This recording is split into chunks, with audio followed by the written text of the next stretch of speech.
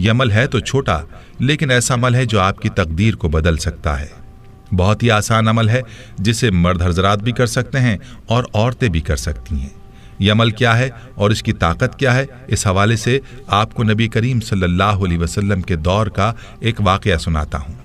پیارے بھائیوں اور میری بہنوں، آپ نے اس ویڈیو کو بغیر اسکپ کیے دیکھنا ہے تاکہ آپ اس عمل کو اچھی طرح سے سمجھ سکیں۔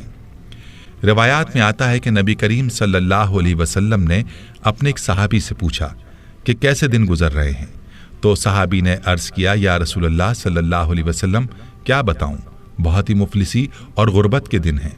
بچپن میں ہی والدین فوت ہو گئے اور زندگی میں تنگیاں ہی دیکھیں، کوئی آسودگی نہیں دیکھی۔ نبی کریم صلی اللہ علیہ وسلم اپنے صحابی سے باتیں کر رہے تھے کہ حضرت جبریل علیہ السلام تشریف لائے اور آپ صلی اللہ علیہ وسلم کو یہ اطلاع دی کہ جس صحابی کے ساتھ آپ بات کر رہے ہیں اس کی زندگی کل ظہر تک ہے۔ نبی کریم صلی اللہ علیہ وسلم کی آنکھوں میں آنسو آ گئے۔ فرمایا، اے میرے صحابی، تیری سب سے بڑی خواہش کیا ہے؟ بتاؤ تاکہ میں تمہاری خواہش پوری کروں۔ صحابی کی آنکھوں میں آنسو آ گئے اور بولا، یا رسول اللہ صلی اللہ علیہ وسلم، میں نے زندگی میں کبھی میٹھا نہیں کھایا اور میری خواہش ہے کہ میں زندگی میں میٹھا کھاؤں، اور دوسری خواہش یہ کہ مجھے زندگی میں نیک بیوی مل جائے تاکہ اس کے ساتھ آسودگی سے زندگی گزاروں۔ نبی کریم صلی اللہ علیہ وسلم نے حضرت ابوبکر، عمر اور حضرت علی رضی اللہ عنہم کو بلایا اور اس شخص سے پوچھا، کیا تمہاری نظر میں کوئی رشتہ ہے؟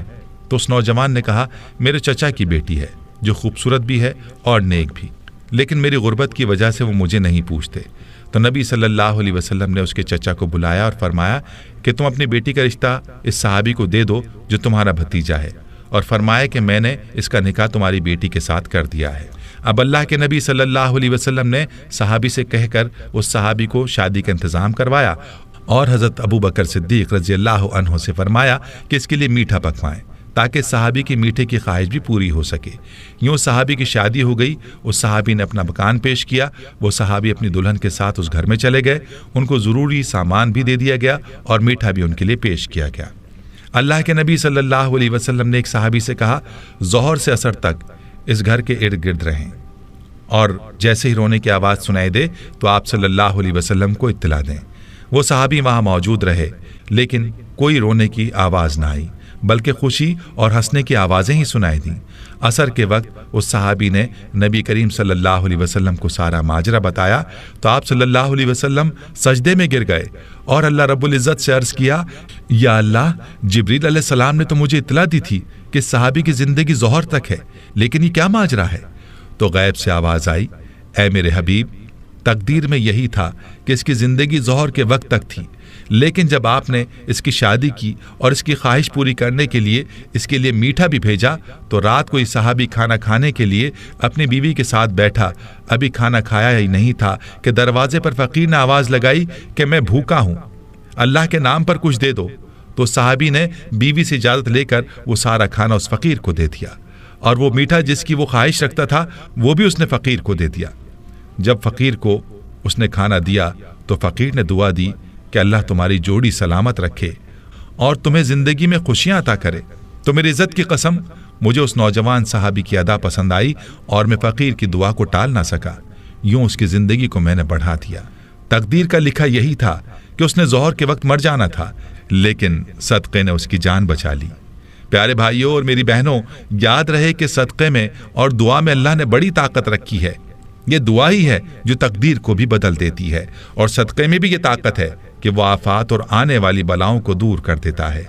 تو میرے بھائیوں، آج کا جو عمل ہے وہ صدقہ ہے۔ آپ نے اپنے مسائل کے حل کے لیے صدقہ کرنا ہے، اپنی پریشانیوں کو صدقے سے دور کرنا ہے، اور صدقہ بھی ایسا ہو جو کہ ضرورت مندوں کی ضرورت کو پورا کرے۔ ورنہ آج کل جو رواجی صدقہ ہم دیتے ہیں، روپیہ 2 روپیہ پکڑا دیے، 5-10 روپے دے کر ٹال دیا، ایسا صدقہ نہ ہو، بلکہ ہم ضرورت مندوں کو تلاش کریں اور ان کی ضروریات کو پورا کریں، صرف اور صرف اللہ کی رضا کی خاطر، اور کوئی مقصد بیچ میں نہ ہو۔ جب اس طرح کا صدقہ کریں گے تو پھر آپ دیکھیں گے کہ آپ کی پریشانیاں کیسے دور ہوتی ہیں اور آپ کی تقدیر کیسے بدلتی ہے۔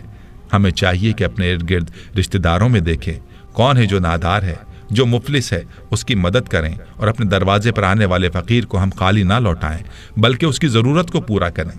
پھر دیکھیں کہ آپ کی پریشانیاں اور بیماریاں کیسے ختم ہوتی ہیں اور آپ کی آفات و بلیات سے کیسے حفاظت ہوتی ہے۔ پیاری بہنوں اور میرے بھائیوں، جب بھی آپ کو کسی پریشانی کا سامنا ہو تو صدقہ کر دیا کریں، اللہ کے فضل سے پریشانی دور ہو جائے گی۔ یہاں آپ کو صدقے کے چند فضائل بتاتا ہوں، ضرور ملاحظہ کیجیے گا۔ یاد رہے کہ صدقہ اللہ تعالیٰ کے غصے کو دور کرتا ہے اور بری موت سے بچاتا ہے، جیسے کہ ابو سعید خدری رضی اللہ تعالیٰ عنہ کہتے ہیں، رسول اللہ صلی اللہ علیہ وسلم نے فرمایا، پوشیدہ صدقہ اللہ تعالیٰ کے غضب کو ٹھنڈا کر دیتا ہے، صلہ رحمی عمر میں اضافہ کرتی ہے، نیک عمل آدمی کو برائی کے گڑھے میں گرنے سے بچاتا ہے۔ رواہ بہقی۔ ایک اور روایت میں آتا ہے کہ قیامت کے دن مومن اپنے صدقے کے سائے میں ہوگا، اور اسی حوالے سے مرزد بن عبداللہ رضی اللہ عنہ نبی کریم صلی اللہ علیہ وسلم کے بعض صحابہ سے روایت کرتے ہیں کہ انہوں نے رسول اللہ صلی اللہ علیہ وسلم سے سنا، آپ فرماتے تھے کہ قیامت کے روز صدقہ ایماندار کے لیے سایہ ہوگا۔ رواہ احمد۔ اور یاد رہے کہ معمولی چیز کا صدقہ بھی آگ سے بچا سکتا ہے، جیسا کہ پہلے بھی ذکر کیا گیا کہ ایک کھجور بھی اگر اخلاص کے ساتھ اللہ کی راہ میں دے دی جائے تو اس کا اجر بھی پہاڑ جتنا ہوگا۔ اور عدی بن حاتم رضی اللہ عنہ کہتے ہیں کہ میں نے رسول اللہ صلی اللہ علیہ وسلم کو فرماتے ہوئے سنا، جہنم کی آگ سے بچو، خواہ کھجور کا ایک ٹکڑا ہی دے کر بچو۔ بخاری۔